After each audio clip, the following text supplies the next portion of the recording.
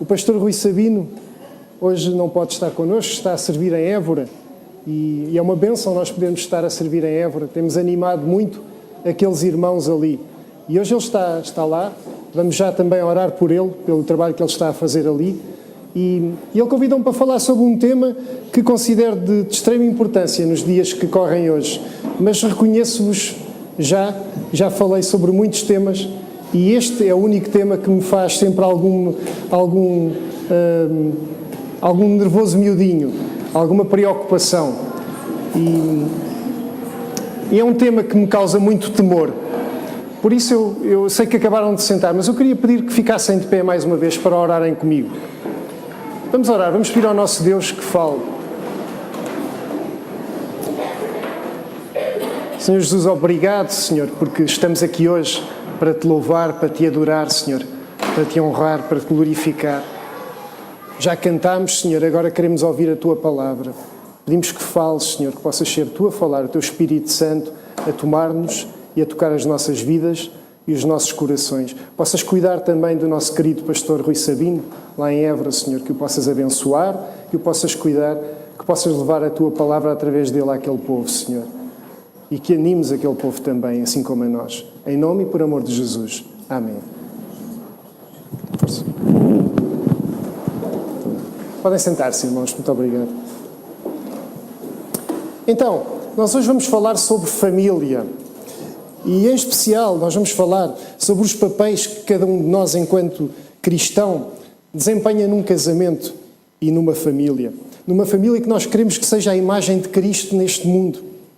E este é, sem dúvida, um tema de difícil abordagem porque, queiramos ou não, lida com aquele que é o núcleo mais apertado em que vivemos, com o centro mais restrito da nossa intimidade.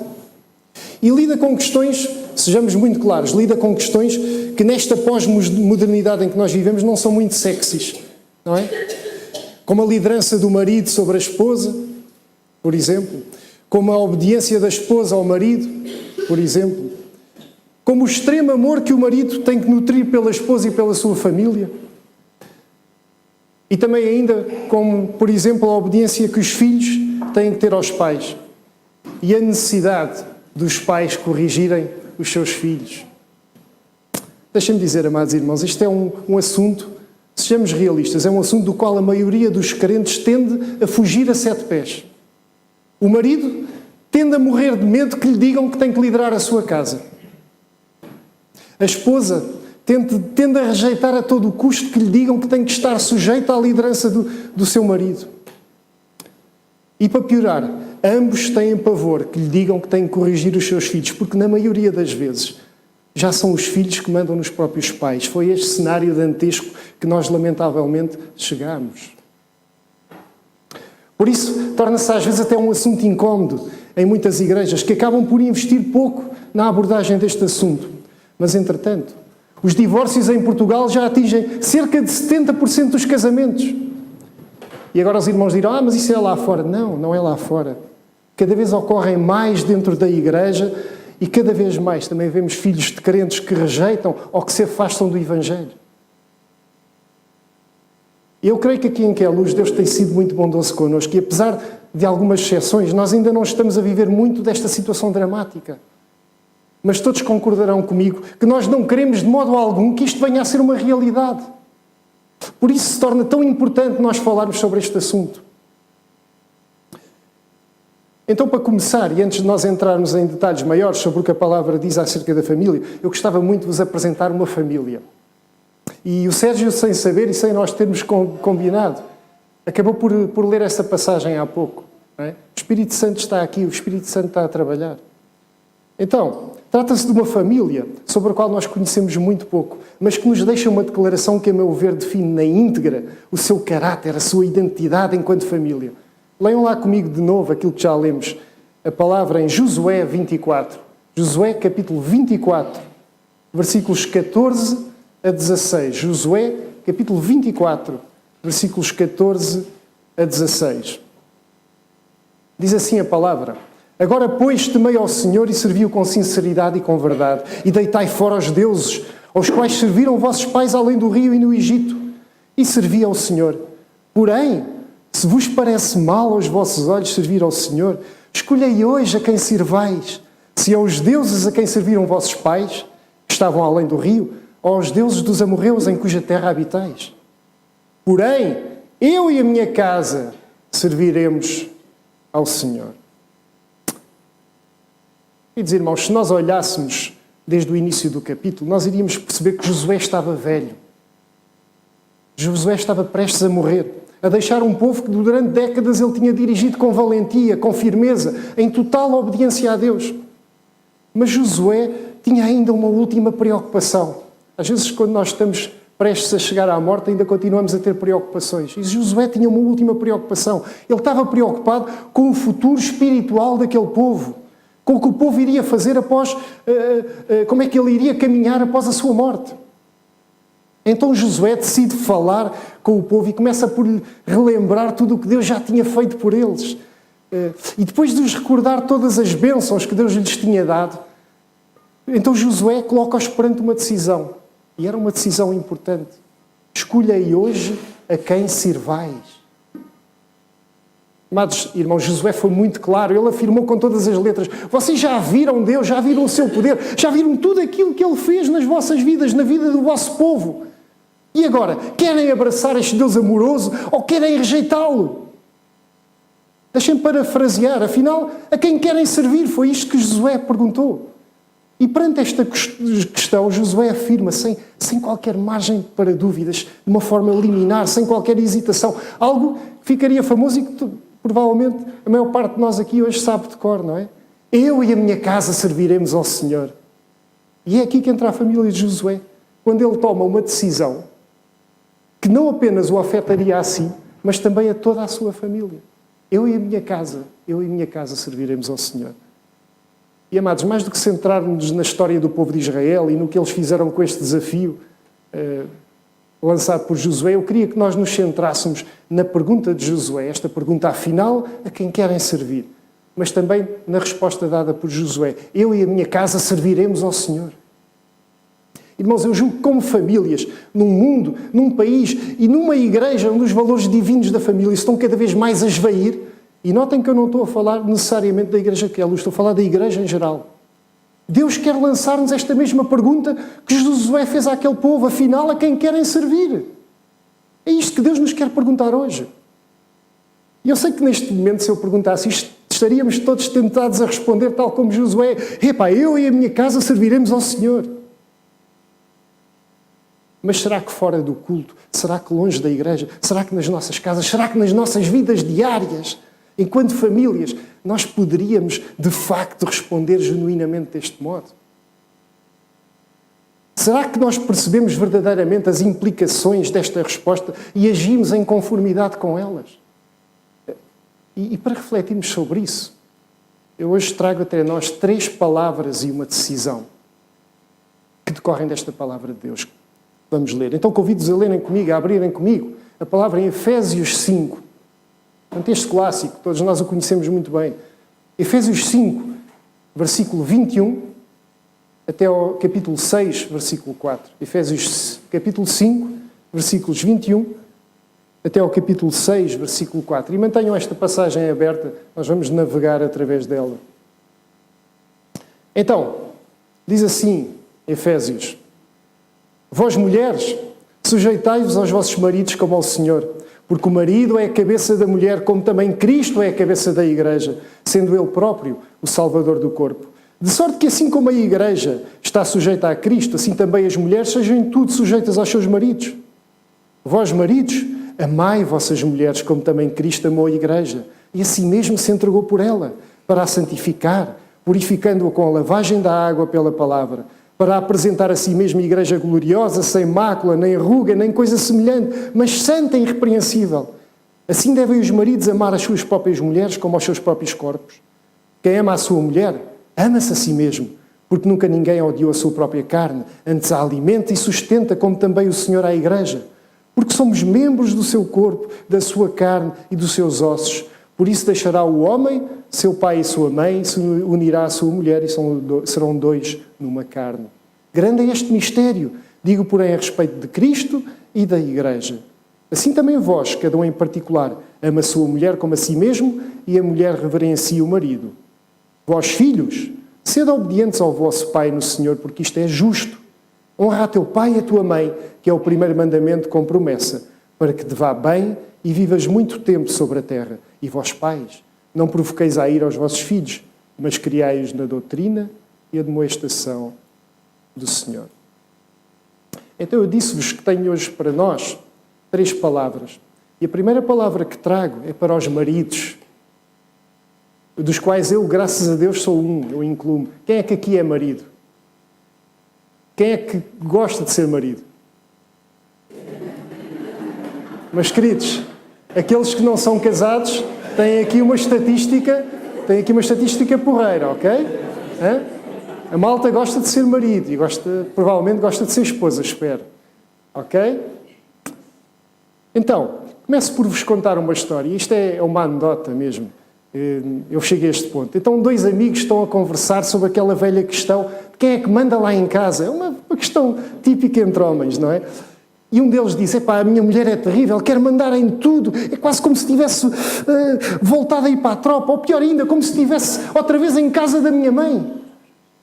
E diz o outro, epá, lá em casa não é assim. Na minha casa sou eu sempre que tenho a última palavra. Então, e como é que tu consegues? Epá, é fácil, digo sempre, sim, querida. Isto é conhecida, é uma anedota muito conhecida. Todos nós já ouvimos. E contada deste ponto até parece uma história engraçada. Mas o problema é que ela retrata bem o quanto nós, maridos, somos geniais a tentar fugir das nossas responsabilidades, o quanto somos fracos a exercer o nosso papel.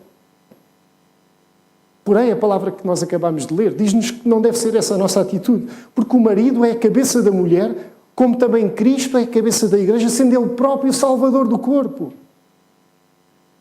O marido é a cabeça da mulher. Marido, tu tens uma responsabilidade sobre a tua mulher. Tu tens uma responsabilidade sobre a tua mulher.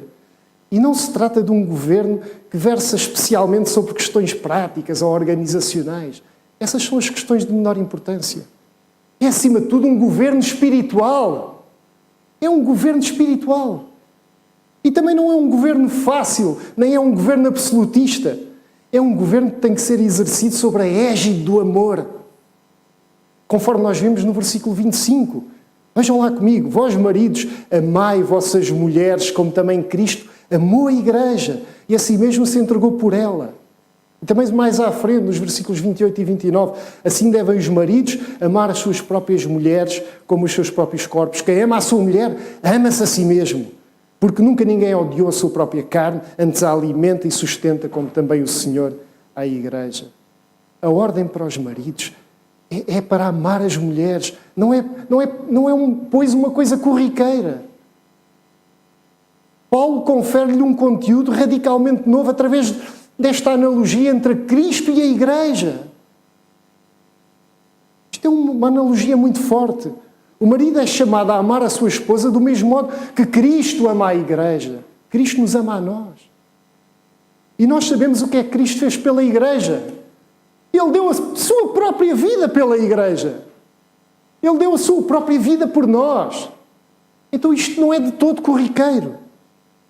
Portanto, amados irmãos, o nosso governo enquanto maridos é uma administração amorosa, em que nós somos chamados não a ordenar, mas a amar. Em que nós somos desafiados não a humilhar, mas a cuidar. Em que nós somos chamados, se necessário, a morrer pelas nossas esposas. E isto é literal, isto não é brincadeira. Maridos, a nossa casa não é um império, é um reino onde impera o amor. E nós esquecemos constantemente disto. E o mesmo serve para os teus filhos. Também és pai, muitas vezes. E 1 Timóteo 3,12 diz que os diáconos sejam maridos de uma só mulher e governem bem os filhos e as suas próprias casas. Esta é a tua responsabilidade, marido. Governar a tua mulher e, se tiveres, os teus filhos. Mas em amor, em amor. Paulo, falando acerca deste assunto com Tito, na carta a Tito, capítulo 1, versículos 5 e 6, diz-lhe: por esta causa te deixei em Creta, para que pusesses em ordem as coisas restantes, bem como em cada cidade constituísses presbíteros, conforme prescrevi. Alguém que seja irrepreensível, marido de uma só mulher, que tenha filhos crentes que não são acusados de dissolução, nem são insubordinados. O marido e pai, além de ser fiel à sua esposa, deve conduzir os seus filhos no caminho do Senhor e numa vida de santidade. E isso exigirá dele um total acompanhamento, um total investimento na vida espiritual de toda a sua família. É por isso que Efésios 6,4 é muito claro e diz: vós pais, não provoqueis a ira aos vossos filhos, mas o quê? Mas criai-os na doutrina e admoestação do Senhor. Sim, meus amados, um homem de Deus tem que dirigir espiritualmente a sua casa. Deixem-me repetir-vos, um homem de Deus tem que dirigir espiritualmente a sua casa. Este foi o exemplo dado por Josué. E este é o exemplo que tu tens que seguir para poderes dizer com substância: eu e a minha casa serviremos ao Senhor. Mas o que está a acontecer muitas vezes, infelizmente, é que os maridos cristãos têm estado preocupados com tudo, menos com dirigir as suas casas espiritualmente. Têm estado muito centrados no seu sucesso pessoal, têm estado muito centrados na sua carreira, têm estado centrados naquilo que chamam à boca cheia a felicidade a que têm direito. Espetacular. Têm estado pouco centrados no cuidado espiritual das suas famílias, pouco comprometidos com as suas esposas e muito comprometidos consigo mesmos. E esta é a realidade. Deixem-me fazer um parênteses para vos confessar uma coisa. Eu estou casado há quase 18 anos. Se Deus quiser e permitir que cheguemos lá, em setembro nós fazemos 18 anos de casamento. E só há poucos anos atrás é que eu consegui perceber, consegui entender que o meu compromisso primário não é com a Anice. Não, o meu compromisso primário é com Deus. E esse compromisso é o de cuidar, até que a morte nos separe, da sua filha, da filha de Deus que é a Anice. Não pode existir nada mais importante que sobreponha nem trabalho, nem carreira, nem amigos, nem mesmo os filhos. Só Deus está acima do meu casamento e da minha família. Só Deus está acima do meu casamento e da minha família. Deixem-me dizer-vos, amados irmãos, não façam o mesmo erro que eu. Não demorem tanto tempo a compreender esta verdade sobre o casamento. Eu demorei muito tempo a compreendê-la. Muito tempo. E isso trouxe muitos dissabores. Muitos dissabores. Mas voltando para onde nós íamos, amado irmão, marido, deixa-me perguntar-te: quem é que lidera a tua casa? Quem é que determina o caminho a seguir? Quem é que assume as responsabilidades espirituais da tua família? És tu ou cada um decide o que acha que é melhor para a sua vida? É que eu até consigo entender essa visão, mas se for assim está tudo errado. Deixa-me apontar-te uma coisa interessante. Reparaste que Josué disse: eu e a minha casa serviremos ao Senhor? Josué falou em nome da sua família, de toda a sua família. Ele não falou só em nome próprio, falou em nome de toda a sua família. Não temos registro de que ele tivesse perguntado à sua mulher. Não temos registro de que ele tivesse perguntado aos seus filhos.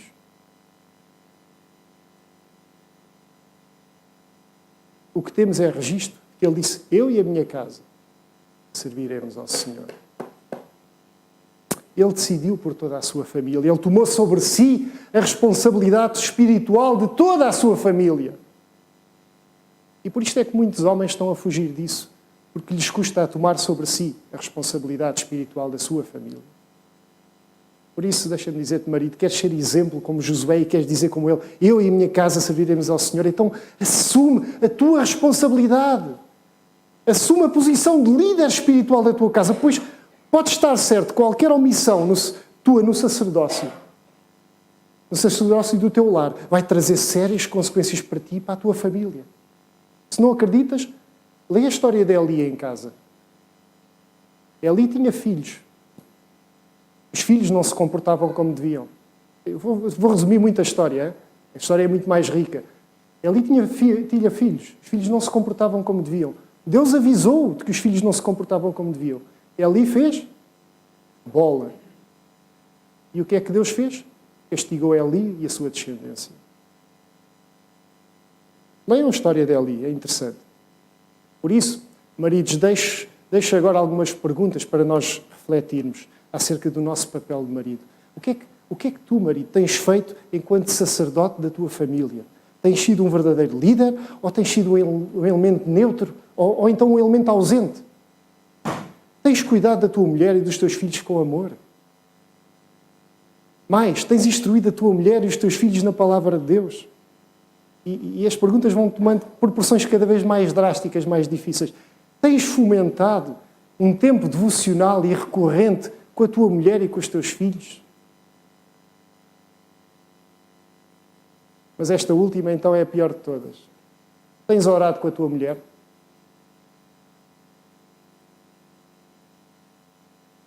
Nós, homens, temos muita dificuldade em orar com as nossas mulheres. Vou falar por mim.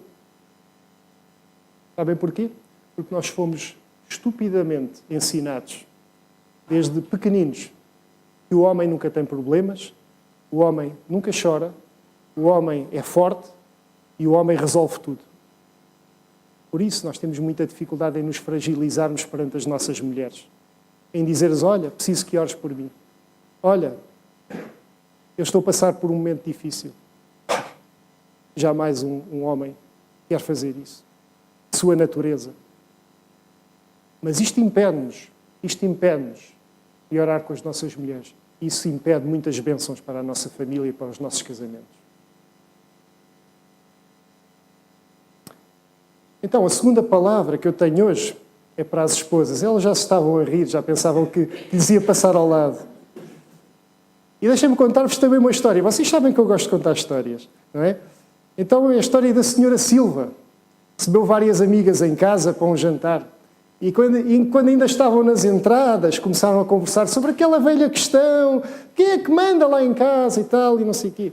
Então a senhora Silva disse para as amigas, minhas amigas, cá em casa, o chefe é o meu marido. Querem ver? Chefe Silva, traz imediatamente o jantar.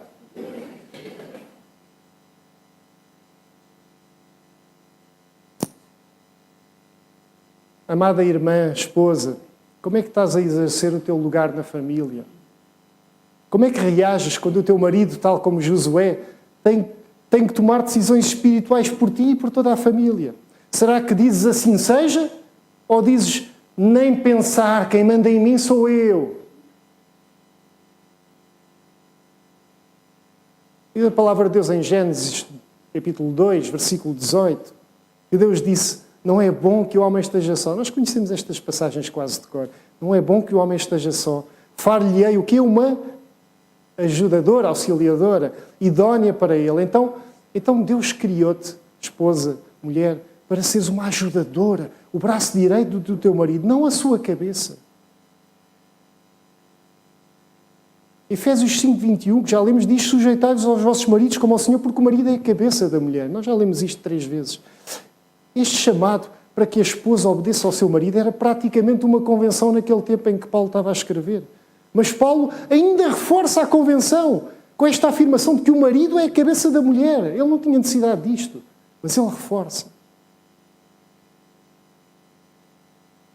Portanto, amada esposa, não penses que sou eu que sou um machista, que sou um bota de elástico, estou aqui a afirmar isto. Aliás, eu acho que quem me conhece melhor sabe que não sou nada disso. Não, é a palavra de Deus que o diz. Deus criou-nos com papéis diferentes, homem e mulher, marido e esposa. O teu papel é, em amor, debaixo da autoridade do teu marido, ajudares o teu marido a governar a vossa casa e a vossa vida. Em resposta ao amor profundo do teu marido, é verdade. E por isso não é um papel menor.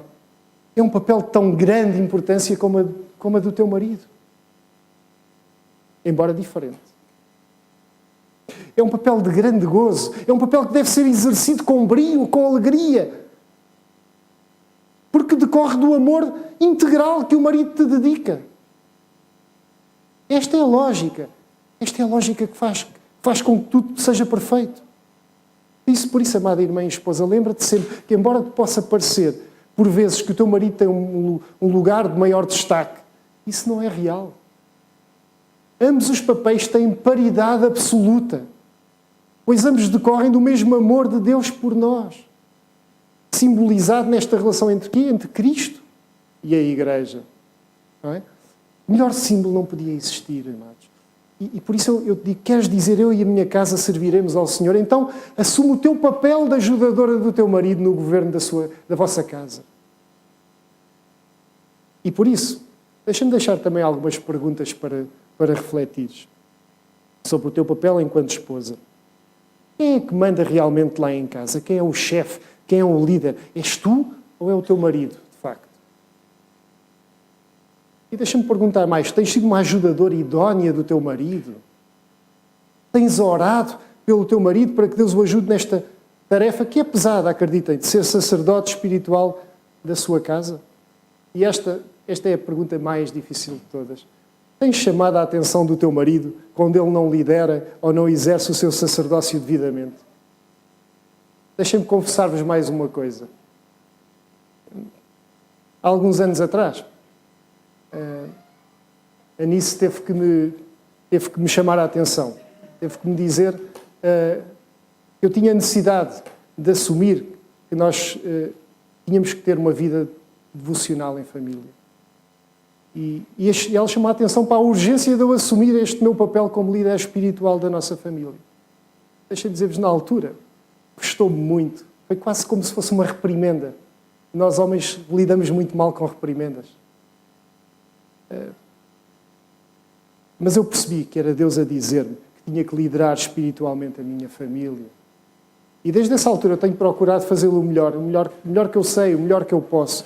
E deixem-me dizer-vos, ainda tenho muitas falhas como líder espiritual da minha família. E nós, como família, temos muitas limitações na nossa vida devocional. Estamos muito aquém daquilo que eu acho que Deus quer para nós enquanto família.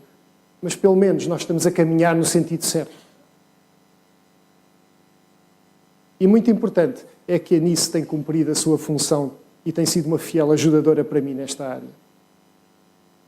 Agora, deixem-me perguntar, o que é que teria acontecido se ela não me tivesse chamado a atenção no tempo certo? Se ela não tivesse tido a coragem de me confrontar nas minhas falhas? Onde é que nós estaríamos hoje? E como é que estaria a fé dos nossos filhos? Deixem-me responder-vos, francamente, eu não sei.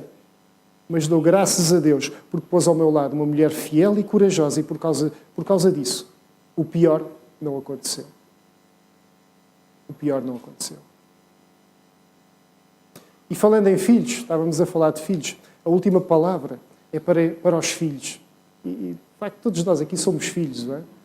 Alguns ainda temos pais, outros já não temos pais, mas todos nós fomos filhos, somos filhos. E a este propósito, deixa-me contar-vos mais uma história, como não podia deixar de ser.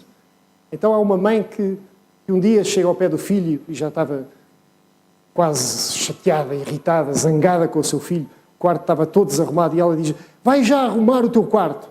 E o filho respondeu: não vou. E a mãe, já chateada, avisou: tens que ir porque eu estou a mandar. Então o filho respondeu: e porquê é que eu tenho que fazer o que tu mandas?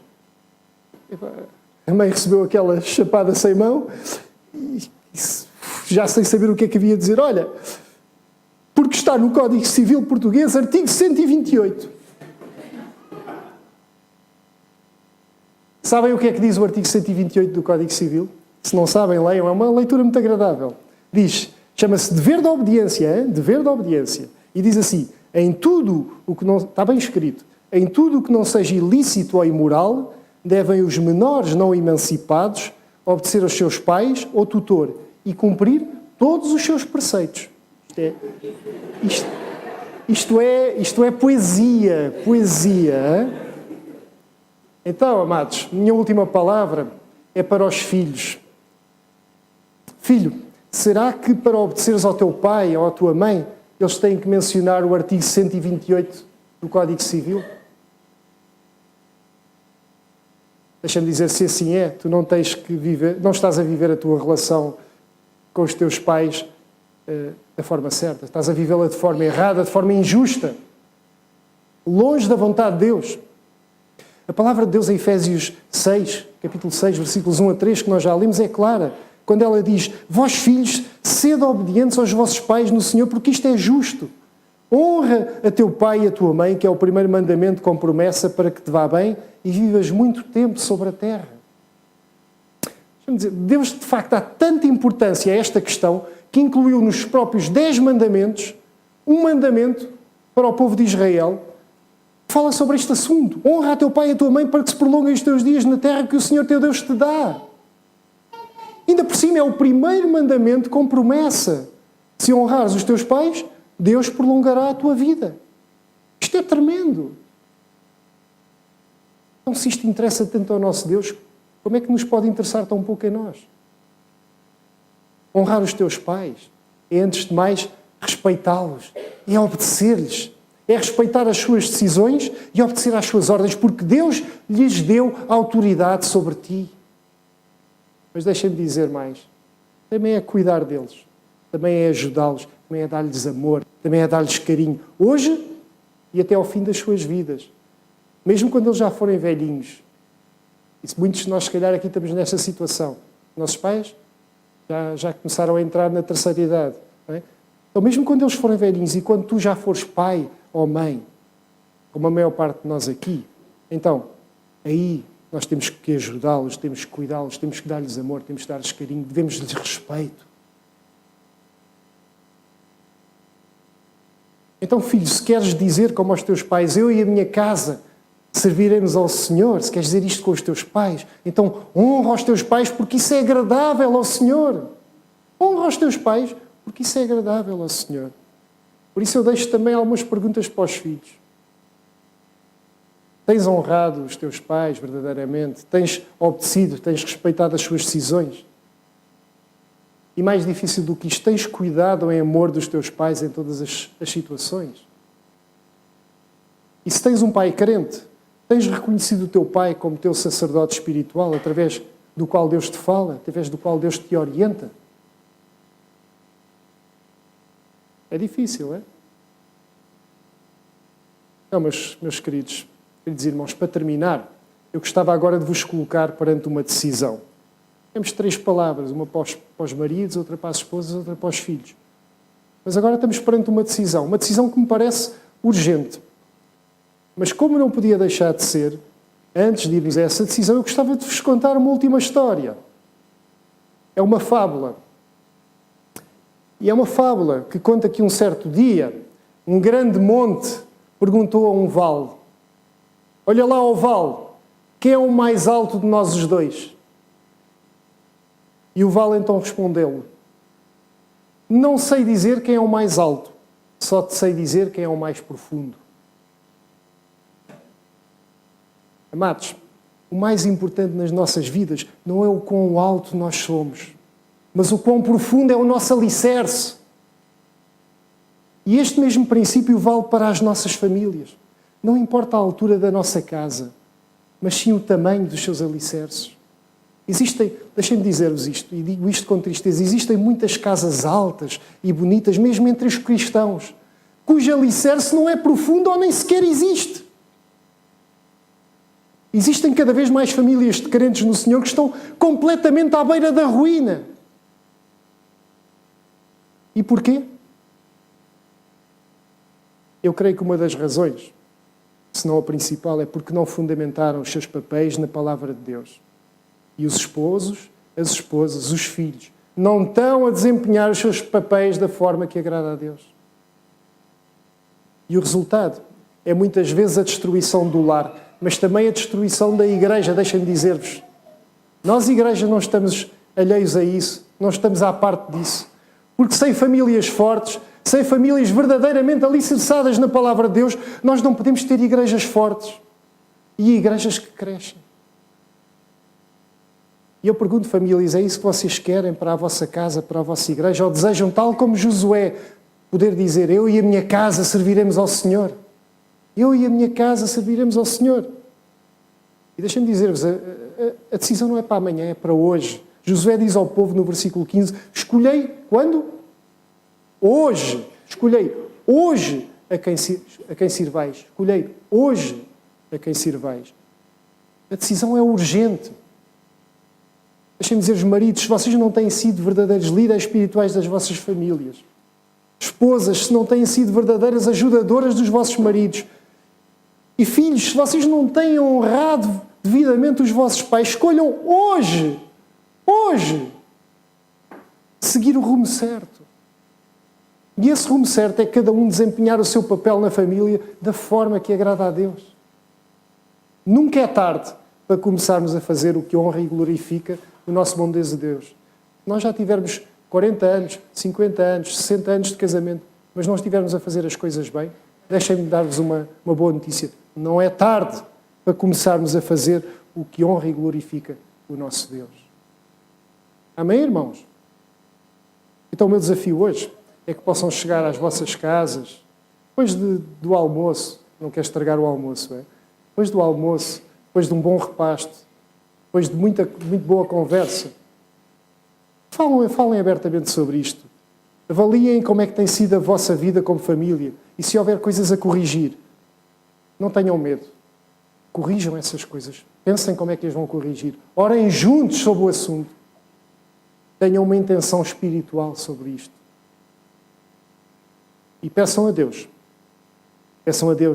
Ele que tem um plano para todas as famílias, para que também vós, como famílias, de hoje em diante, possam dizer sempre, sem falsidade e com substância, como um só, eu e a minha casa serviremos ao Senhor. Quem é que quer dizer, eu e a minha casa serviremos ao Senhor?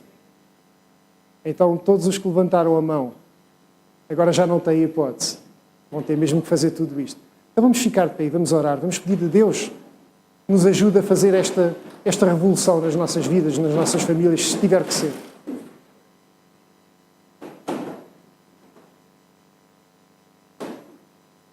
Ó Senhor Deus, a Tua palavra é verdadeira, Senhor. Às vezes ela fere como a espada, Senhor, mas não deixa de ser verdadeira por isso, Senhor. E por isso, Senhor, nós te rogamos humildemente, Senhor, que perdoes as nossas faltas como famílias e nos ensines como caminhar de forma que te honre e que glorifique. Nos ensines a exercer os nossos papéis da forma que te agrada, Senhor. Nós pedimos como famílias que nos faças famílias fortes para que possamos também construir uma igreja cada vez mais forte. Nós te rogamos isto em nome e por amor do Senhor Jesus. Amém, Senhor. Então, irmãos, tenham uma semana muito abençoada. Deus vos abençoe. Deus abençoe as vossas famílias e que possamos agora ficar um pouco em silêncio enquanto ouvimos o pós-lúdio.